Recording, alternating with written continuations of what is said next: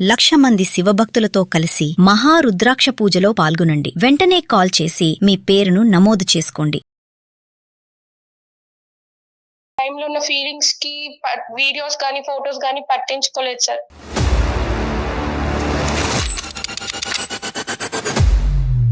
నీకేమైనా మెంటలా? బుర్ర పనిచేస్తుందా నీకు? వాటి గురించి మీకెందుకు మేడం? అది ఎప్పుడో నా దగ్గర ఉన్న పాత కేసులు. నువ్వు కూడా అండర్వేర్ అడ్వర్టైజ్మెంట్ లాగా నువ్వు కనిపిస్తున్నావు చండాలంగానే అక్కడ. దగ్గర సుమారుగా 6 నెలల నుంచి సంవత్సరం పాటు కంటిన్యూస్ గా పగలనక రాత్రి అనక బ్లూ ఫిల్మ్లు తీసుకున్నారు మీ ఇద్దరు. చేతులు కాదు, మొత్తం అంతా బూడిదైపోయింది నీ జీవితం అంతా. ఇప్పుడు మాకెందుకు చేసి ఆంటీ అని అనాలి కదా, నువ్వు అక్క కూడా ఆంటీ అవుతావు.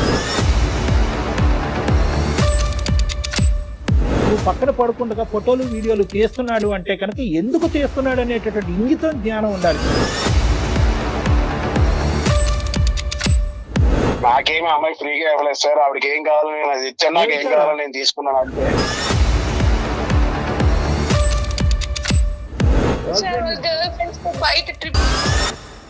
ఏది ఇచ్చానో అది ఇచ్చానంటే కనుక పబ్లిక్ కి చెప్పలేక సస్తున్నాం. నమస్తే కళ్యాణ్ గారు. నమస్తే జగన్. కళ్యాణ్ గారు, సుధా అని ఒక అమ్మాయి అండి మనకి మెయిల్ చేసింది కళ్యాణ్ గారు. నేను చూసాను, ఓకే చేద్దాము మాట్లాడదాం అనుకున్నా.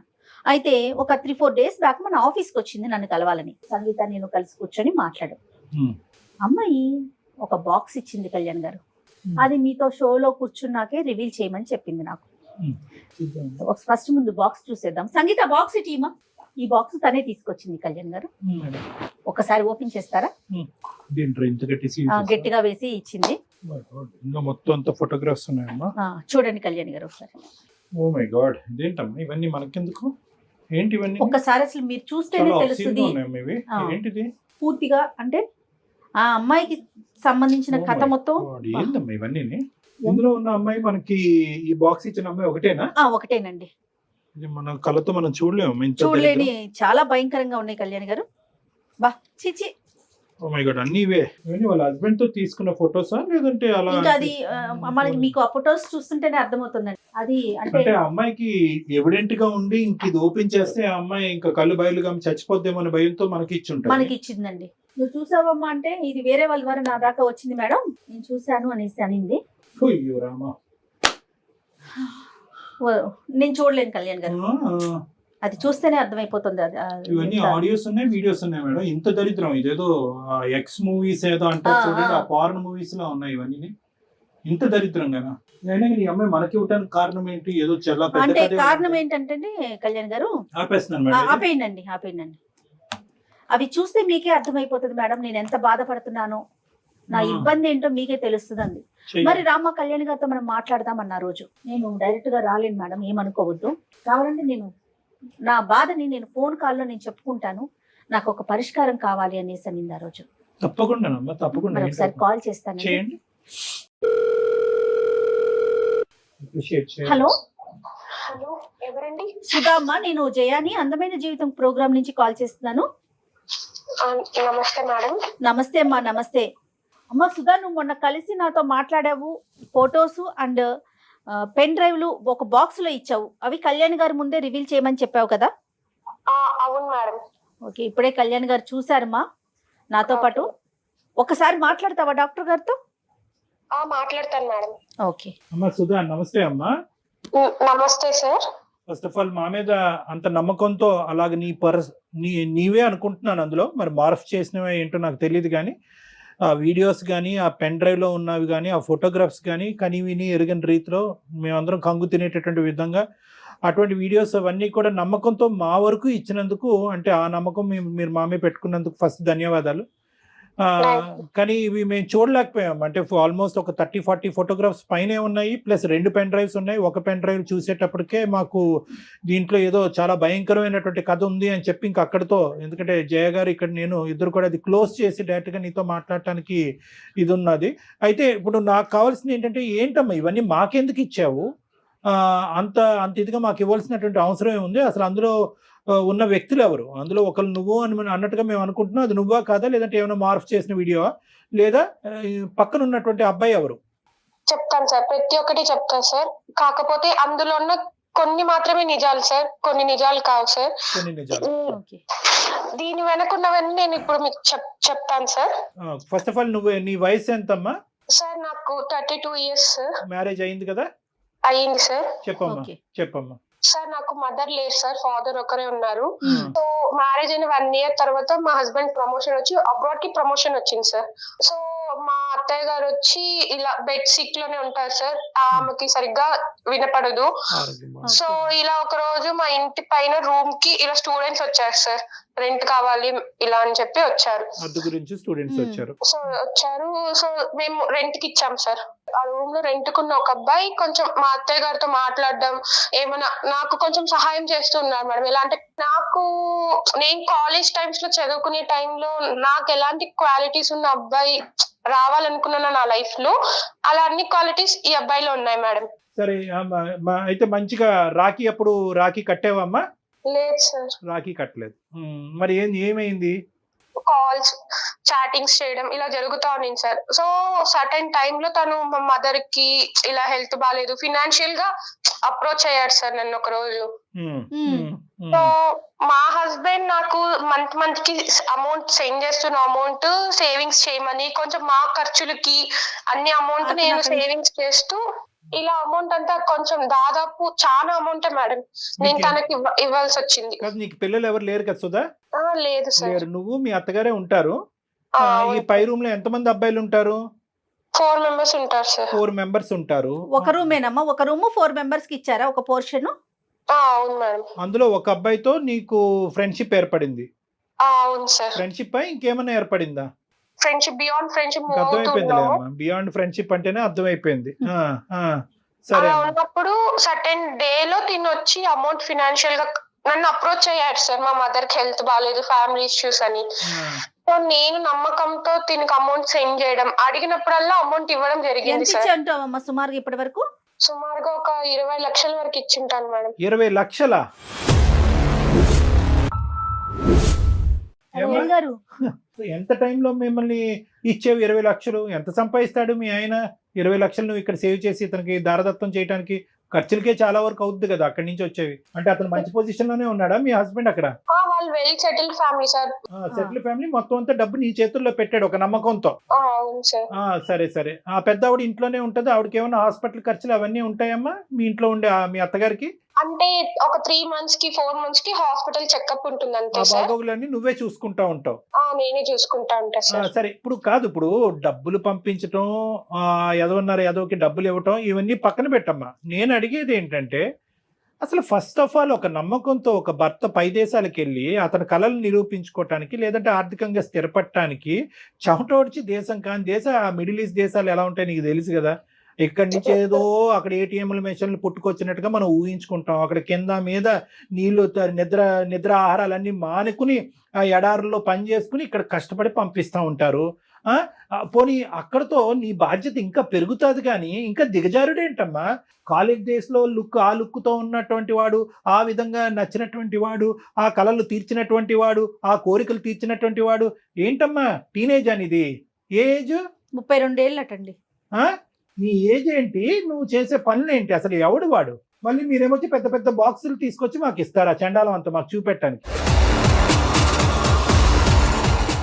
ఆ బాక్సుల్లో ఉన్నవాడు ఎవడు అమ్మా? ఆ వీడియోలో ఉన్నవాడు, ఆ ఫోటోల్లో ఉన్నవాడు ఎవడు? మీ భర్త కాదు సార్.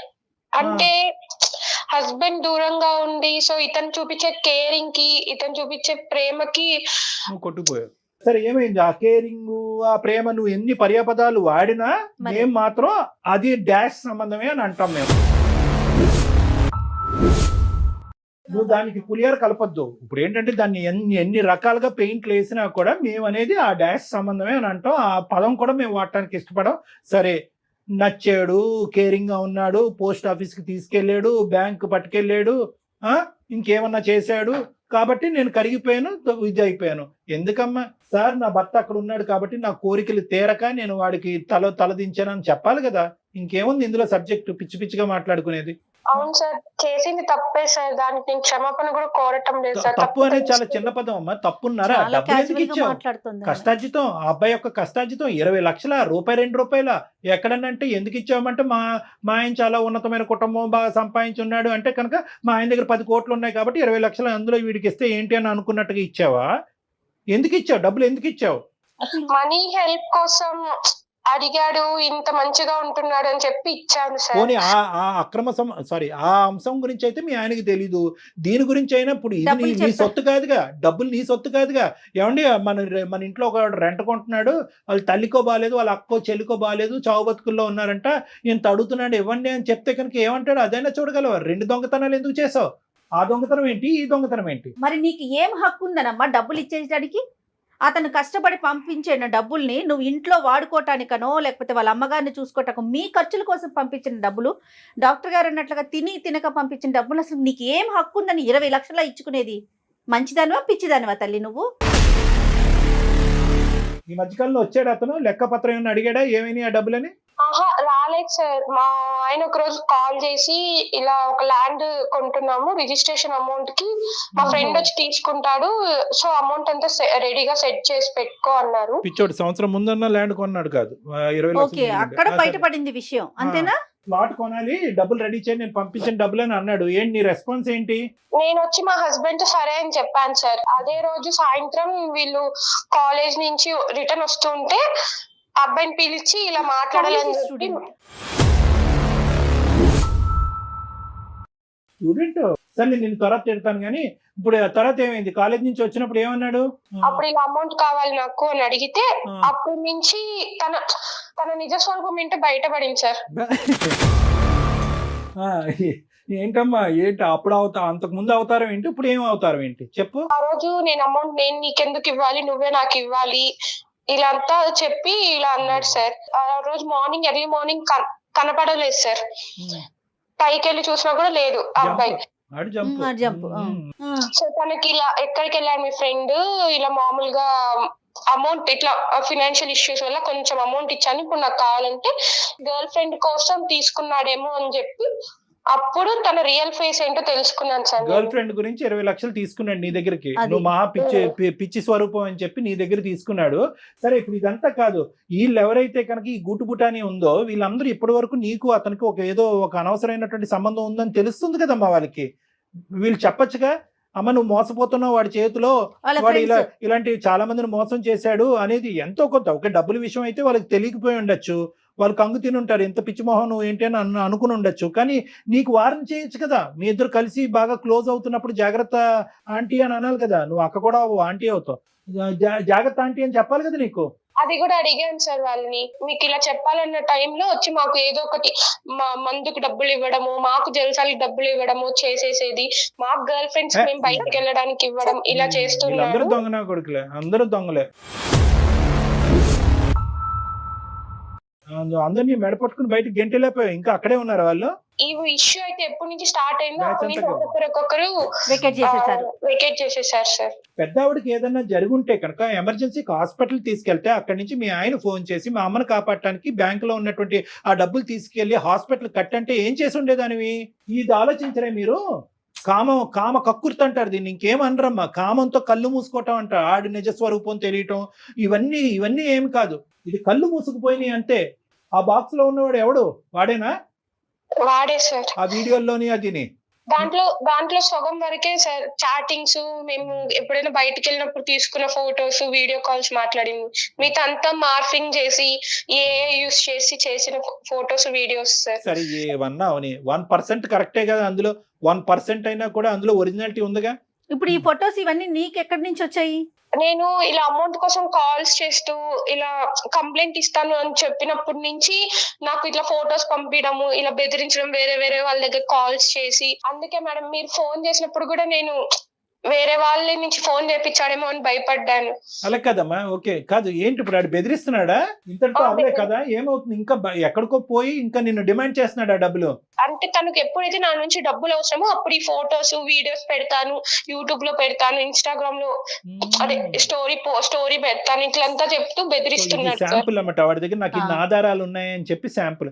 అమ్మ, ఈ వీడియోస్ అవి చూస్తుంటే అందులో చాలా వరకు నిజమైనటువంటి వీడియోస్, ఇద్దరు వాలంటరీగా తీసుకున్నటువంటి వీడియోస్ లో ఉన్నాయమ్మా. బెడ్రూమ్ లో వీడియోస్ అయితే మాత్రం అక్కడ ఏం ఫోర్స్ఫుల్ గా తీసుకున్నట్లేదు కదమ్మా. ఇదేం మీ పైత్యం అమ్మ నీకు? వాడేదో వీడియోలు తీసుకున్నాడు, నువ్వెందుకు తీనిచ్చావు వీడియోలు? వాళ్ళ చెల్లికో అక్కో తీమని లేకపోయా, ఏంటి తప్పు కదా అది? నువ్వెందుకు అంత వాలంటరీ అంత ఫ్రీడమ్ ఇచ్చావు? నీకేమైనా బుర్ర ఉందా అమ్మా? నీకేమైనా మెంటలా? బుర్ర పనిచేస్తుందా నీకు? ఏ ఊర్లో ఉంటావు? అక్కడ దగ్గరలో పిచ్చి ఆసుపత్రి ఎక్కడుందో చెప్తా నీకు. అసలు చేసేదే ఏదో పని, మళ్ళీ దాన్ని ఒక ఫోటోలు తీసుకోవటం, వీడియోలు తీసుకోవటం. కాదమ్మా, ఇప్పుడు చేతులు ఒళ్ళు అంతా కాలిపోయింది. చాలా సామెత ఏంటంటే చేతులు కాలేక ఆకులు పట్టుకోవటం ఏంటంటారు. ఇక్కడ నీ చేతులు కాదు, మొత్తం అంతా బూడిదైపోయింది నీ జీవితం అంతా. ఇప్పుడు మాకెందుకు చేసావు? ఏం చేయాలి మేము ఇప్పుడు? ఆ సీడీలు వీడియోలు మాకెందుకు? వెంటనే వచ్చి పట్టుకెళ్ళిపో. ఆ టైంలో ఉన్న ఫీలింగ్స్ కి వీడియోస్ కానీ ఫొటోస్ కానీ పట్టించుకోలేదు సార్. మీ నుంచి నాకు కొంచెం న్యాయం జరుగుతుంది అని చెప్పి. అసలు అందమైన జీవితం ప్రోగ్రామ్ అంటే అసలు వీళ్ళందరూ ఏమనుకుంటున్నారండి? నాకు అసలు ఈ డౌట్ వస్తుంది. ఈ అమ్మాయి ఫొటోస్ పెన్ డ్రైవ్లు పంపించినప్పుడు సరేలే ఏముందో ఓపెన్ చేయొద్దండి నన్ను. సరేలే ఏముంది అనుకున్నా. అమ్మ, మీరు చేసే ప్రతి ఎదవ పనికి పంచాయతీ చేయటకున్నాము ఇక్కడ డాక్టర్ గారు. నేను ఏదైనా ఫ్యామిలీకి సంబంధించిన సమస్యలు ఉన్నప్పుడు మాట్లాడి పరిష్కరించి కలపటానికి ఉన్నామమ్మా.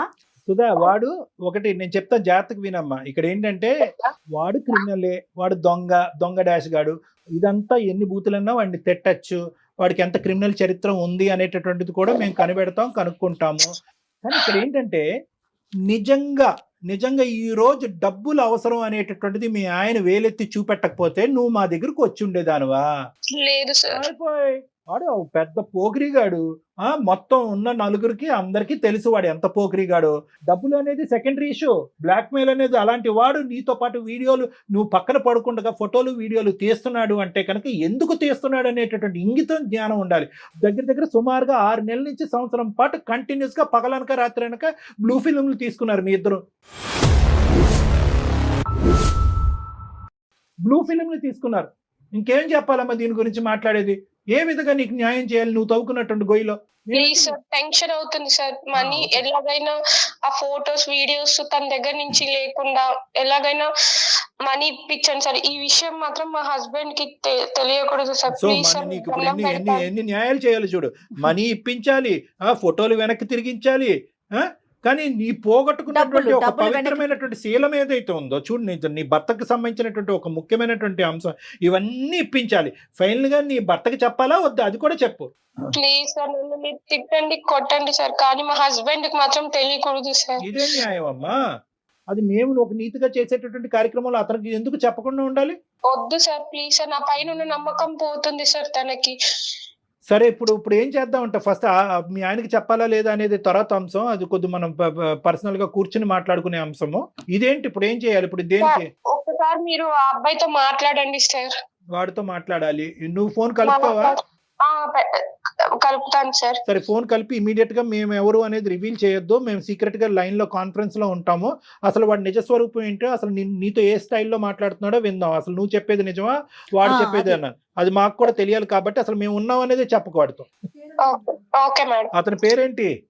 సాయి సార్. సాయి. మళ్ళీ ఇవే పేర్లు పెట్టుకుంటారు వీళ్ళు. దరిద్రం అంతా పెట్టేయమ్మా. आप जिस व्यक्ति से बात कर रहे हैं उसने आपकी कॉल को होल्ड पर रखा है, कृपया लाइन पर। హలో చెప్పాలి. ఎందుకు ఫోన్ చేసావు చెప్పు.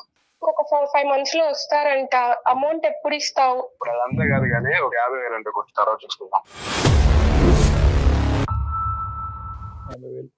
ఇంకా ఎన్ని లక్షలు, ఇంకా ఎన్ని వేలు లక్షలు నేను నీకు పంపించాలి? అవన్నీ కాదు, నువ్వు మీ మదర్ కి హెల్త్ బాగాలేదని చెప్పి తీసుకున్నావు. ఇప్పుడు నేను కష్టమైన పరిస్థితిలో ఉన్నప్పుడు నువ్వు నాకు హెల్ప్ చేయాలి కదా. ఇప్పుడు అదంతా స్టోరీ వద్దు కానీ ఒక 50,000 అంటే పంపు తర్వాత చూద్దాం. అలా కాదు, ఏ రోజైనా నేను నిన్ను ఇంత అడుగుతున్నావు ఎందుకు ఏమి అని అడిగానా? నువ్వు ఎంత అడిగితే అంత అమౌంట్ ఇచ్చాను. కొంత అమౌంట్ అకౌంట్ కి సెండ్ చేశా, కొంత అమౌంట్ చేతులకి ఇచ్చాను. నువ్వు నాకేం ఇవ్వలేదు కదా, కనీసం రెంట్ కూడా తీసుకోలేదు కదా మీ దగ్గర నుంచి. నువ్వు నాకేం ఊరికి ఇవ్వలేదు కదా.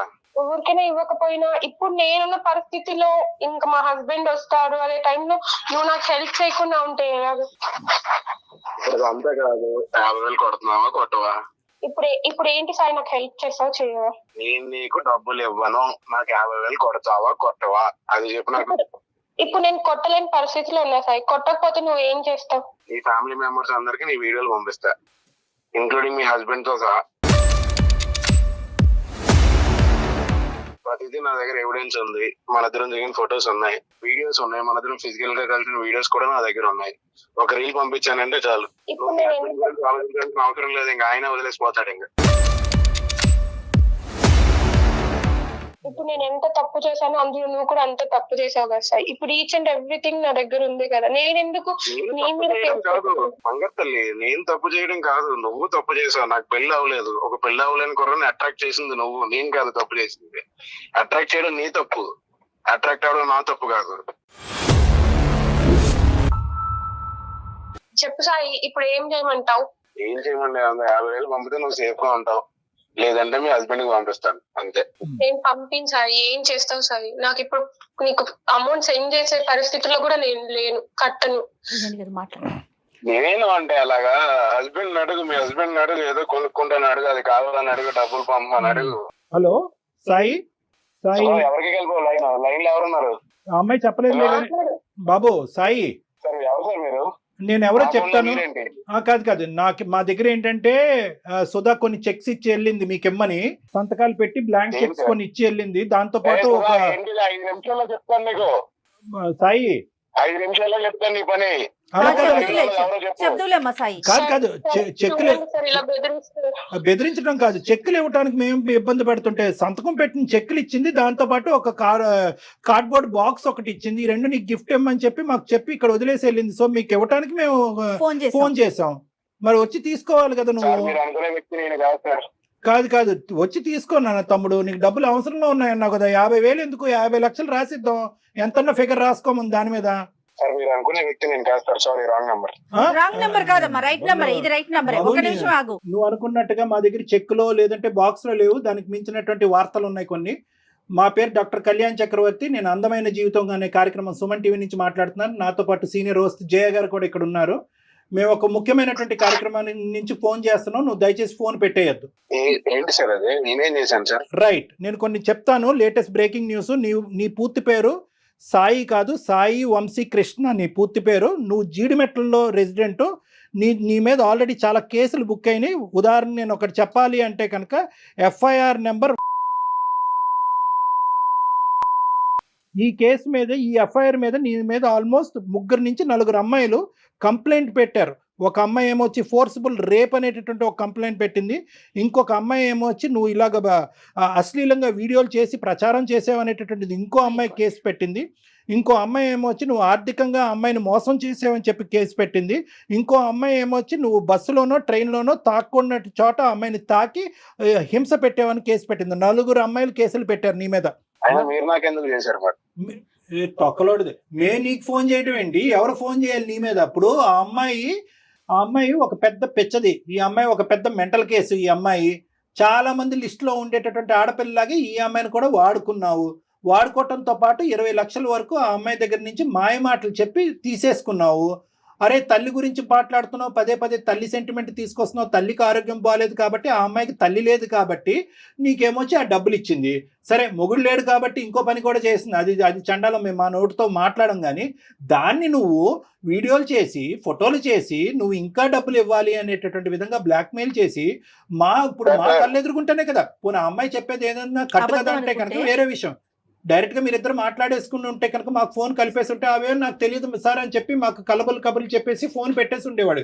మేము లైవ్ లో విన్నాం నీ మాటలు. 50,000 కావాలి అర్జెంటుగా, లేదంటే నేను మొత్తం అన్ని బహిర్గతం చేస్తాను, 4కి పంచి పెడతాను, అక్కడితో నీ పెళ్లి పెటాకులు అవుతుంది అని చెప్పి ఇలా ఎంతమంది అమ్మాయిలు నువ్వు మోసం చేశావు? సార్ నేను క్యాజువల్ గా అడుగుతాను సార్ అవన్నీ డబ్బులు, అంతేగాని ముందు నేను డబ్బులు తీసుకున్నా అన్నది అయితే నిజం కాదు సార్. ఏమా నువ్వు ఉన్నావా? ఉన్నాను సార్. నువ్వు మాట్లాడే తీరు చూస్తుంటే కనుక డబ్బులు ఫోటోలు సీడీలు అన్ని చేతిలోకి వచ్చిన తర్వాత ఎలా రిటర్న్ గిఫ్ట్ ఇవ్వాలో పెద్ద గిఫ్ట్ ఇస్తాను నీకు, చూడు. పెద్ద గిఫ్ట్ ఇస్తానో చూడు నీకు. సార్ చూడండి సార్, ఇలా బెదిరిస్తుంటే ఏం చూసేదమ్మా ఇక్కడ ఎవరిచ్చారో ఆడిక బలం? ఎవరు పోసాడు ఆడి బండిలో పెట్రోల్? నువ్వు కదా. ఆడు యమ స్పీడ్ గా పోతున్నాడు ఆ బండి మీద, ఆడికి ఏం కళ్ళు కనిపించట్లేదు. నువ్వు 10, 18, 20 కంప్లైంట్ చేసినటువంటి 4 కంప్లైంట్ చేయనటువంటి బాధితులు ఎంతమంది ఉన్నారు? ఈ ప్రోగ్రామ్ చూసి ఆడపిల్లలందరూ ముందుకు రండి. ఏదో ఉందన్నారు, అది కూడా నాకు సంబంధం లేదు సార్. అది ఏమీ సంబంధం లేదు. కాదు సాయి, 4 కేసులు ఉన్నాయి కదా, అవి కూడా క్యాజువల్ గా పెట్టేసుకున్నారా? ఎవరికి వాళ్ళు ఎఫ్ఐఆర్ పెట్టి మరి? వాటి గురించి మీకెందుకు మేడం? అవి ఎప్పుడో నా దగ్గర ఉన్న పాత కేసులు అవి. పాత కేసులు అయితే ఉన్నాయి కదా. పాత కొత్త పాత అనేది ఏంటి, చింతకాయ కొత్త ఏంటి? చింతకాయ పచ్చడి మాకు చెప్తున్నాను. పాత కొత్త ఏంది? కేసు ఉందా లేదా? ఇప్పుడు ఈ అమ్మాయి సంగతి సరే, ఆ కేసులు ఏంటి సార్ అనేది ఇప్పుడు తర్వాత చూద్దాం. అమ్మాయికి నాకు రిలేషన్షిప్ లేదు సార్. అమ్మాయికి నాకు రిలేషన్షిప్ లేదు సార్. అమ్మాయి మీకు చెప్పిందంతా అబద్ధం. నేను క్యాజువల్ గా డబ్బులు అడుగుతాను తప్ప ఇలా ఫోటోలు ఎందుకు మీరు చెప్పారు ఏదో బెదిరేస్తాను, నేను అలా నేను ఎప్పుడు చేయలేదు. ఒరే పిచ్చోడా, ఇప్పుడు మొత్తం ఈ వీడియోలో ఉన్నది నువ్వు కూడా కనిపిస్తున్నావురా బాబు. అవి చూడలేక కట్టేసాం మేము. ఆ ఫొటోస్ లో వీడియోలు అన్నిట్లో నువ్వు కూడా ఉన్నావురా నాయనా. నువ్వు కూడా అండర్వేర్ అడ్వర్టైజ్మెంట్ లాగా నువ్వు కనిపిస్తున్నావు చండాలంగానే అక్కడ. మరి నువ్వు ఉన్నావు కదా అక్కడ, మరి నిన్ను మార్ఫ్ చేసి చూపెడుతున్నారని అంటావా? నీ వీడియోలు ఉన్నాయి, నీ ఫోటోలు ఉన్నాయి. ఆ అమ్మాయి పంపించిన 20 లక్షలు నీ అకౌంట్ కి ట్రాన్స్ఫర్ చేసినటువంటి ఆధారాలు కూడా మా దగ్గర ఉన్నాయి. అకౌంట్ డీటెయిల్స్ ఉన్నాయి, ఆధారాలు ఉన్నాయి. మీ ఇద్దరు మాట్లాడుకున్న సంభాషణలు ఉన్నాయి. మీ ఇద్దరు పంచుకున్నటువంటి టెక్స్ట్ మెసేజ్లు ఏవైతే అమ్మాయికి బ్లాక్ మెయిల్ చేయడానికి నువ్వు పంపించేవో, నీ దరిద్రం ఏంటంటే నీ మెడ చుట్టుకుని అవి మా చేతుల్లో ఆధారాల కింద ఉన్నాయి. ఇప్పుడేం మాట్లాడతావు నువ్వు? ఎక్కడ పోతావు? ఎంతమంది ఆడవాళ్ళని మోసం చేస్తావు? ఇప్పుడు వరకు తప్పించుకుని తిరిగేవేమో కానీ మా వరకు వచ్చింది ఆ పాత కేసు ఏంటి అనేది, దాని స్టేటస్ ఏంటి అనేది దాన్ని కూడా మేము కదుపుతాం. ఇప్పుడు ఫ్రెష్ ఆధారాలతో పాటు నిన్ను ఇప్పుడు బుక్ చేస్తాము. ఇమీడియట్ గా నువ్వు జైలుకి వెళ్తావు. వేషాలు అనుకున్నావా? వేషాలు అందరు చెవులు అన్ని మూసుకుంటారని అనుకున్నావా? ఇది అందమైన జీవితం కార్యక్రమం. కనెక్ట్ అయింది ఫస్ట్ నాకు తెలియదు సార్ అసలు. నేను ముందే అన్నాను, ఆ అమ్మాయి ఒక పిచ్చి మొహం కాబట్టి నీలాంటి ఏదో కనెక్ట్ అయ్యింది. ప్లస్ పెళ్ళైనటువంటి ఆడపిల్ల అని చెప్పి ఆ అమ్మాయికి పెట్టవలసిన గడ్డి చాలా పెట్టిన తర్వాత నీకు కాల్ చేసాం. ఆ అమ్మాయి బుద్ధి గడ్డి తిన్న తర్వాత ఈ రోజు నీకు చెప్పడం మొదలైంది. ఆ అమ్మాయి కరెక్ట్ అయిందా లేదా అనేది కాదు, నువ్వు మర్యాదగా ఇమీడియట్ గా ఎప్పటి లోపల ఆ అమ్మాయి డబ్బులు తిరిగిస్తావు. డబ్బులతో పాటు నీ దగ్గర ఉన్నటువంటి ఆధారాలు ఇమీడియట్ గా ఇస్తావా, లేదంటే నీ లైవ్ లొకేషన్ మేము ట్రాక్ చేస్తున్నావు, నువ్వు ఎక్కడున్నావు తెలుసు, అక్కడ పోలీసులతో పాటు రమ్మంటావా? ఎవరికి ఇవ్వాలో వాళ్ళకే ఇస్తాడు కళ్యాణ్ గారు. మీరు బెదిరించిన నా కేసులు ఏం కొత్త కాదు సార్. మీరే చెప్పారు కదా నా ఎఫ్ఐఆర్ నెంబర్ తో సహా. ఇప్పుడు నేను బయటపడితే ఆ అమ్మాయి కూడా బయటపడుతుంది. అది కూడా దృష్టిలో పెట్టుకుని మాట్లాడండి సార్. ఏంటి అమ్మాయి బయటపడేది ఏందయ్యా? ఏమి ఇలాంటి బాధితులు బయటపడకుండా వాళ్ళకి ఎలాంటి రక్షణ కల్పించాలో మాకు తెలుసు. ఇందులో బానే ఫోన్ చేసాం, బానేటటువంటి మాకు ఎక్స్పీరియన్స్ ఉంది. నువ్వేం చెప్పక్కర్లేదు. మమ్మల్ని బెదిరిస్తున్నావా ఏంటి నువ్వు సాయి? చేస్తున్నావు మమ్మల్ని బెదిరిస్తున్నావా? సాయి నువ్వు క్యాజువల్ గా చెప్పట్లా, బ్లాక్ మెయిల్ చేయడం అలవాటు. అందులో క్యూలో మమ్మల్ని కూడా పెట్టి ఈ రోజు మమ్మల్ని థ్రెట్ చేస్తున్నావు. నువ్వు జాగ్రత్త మీడియా గుర్తుంచుకో, నువ్వు నీ నోటికి వచ్చినట్టు మాట్లాడకు. ఏం చేయాలి కళ్యాణ్ గారు? మర్యాదగా ఇంకొకసారి వార్నింగ్ ఇస్తున్నాను. నువ్వు ఇమీడియట్ గా అమ్మాయికి అర్జెంట్ గా 20 లక్షలు అవసరం. వాళ్ళ హస్బెండ్ దగ్గర నుంచి అమ్మాయికి ప్రెషర్ ఉంది. నువ్వు ఇస్తావా లేదా? ఒక్క మాట చెప్పు. సరే ఇప్పుడు నా దగ్గర డబ్బులు లేవు సార్. ఎప్పుడు ఉంటాయి నీతో నెగోషియేషన్? ఎప్పుడు ఉంటాయి డబ్బులు నీతో? ఎప్పుడు వస్తాయి డబ్బులు నీ దగ్గర? అంటే అమ్మాయి అర్జెన్సీ అలాంటిది మేడం. తెలియదు సార్. సరే మా దారి మమ్మల్ని చూసుకోమంటావా? Police complaint ఇవ్వమంటావా?